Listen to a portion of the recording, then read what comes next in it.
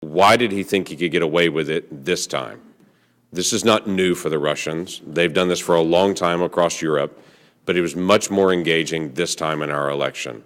Why now? Mr. Watts?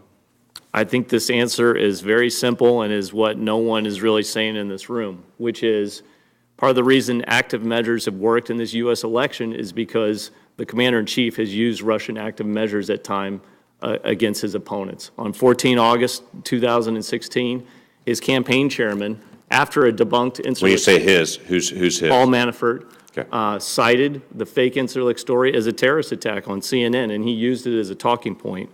On 11 October, President Trump stood on a stage and cited what appears to be a fake news story from Sputnik News that disappeared from the internet. He denies the intel from the United States about Russia. He claimed that the election could be rigged. That was the #1 theme pushed by RT, Sputnik News, white outlets all the way up until the election.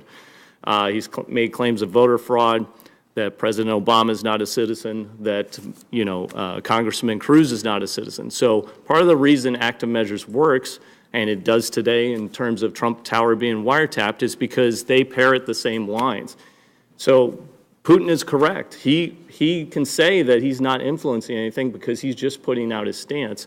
But until we get a firm basis on fact and fiction in our own country, get some agreement about the facts, whether it be do I support the intelligence community or a story I read on my Twitter feed, we're going to have a big problem. I can tell you right now today, gray outlets that are Soviet pushing accounts tweet at President Trump during high volumes when they know he's online, and they push conspiracy theories. So if he is to click on one of those or cite one of those, it just proves Putin correct.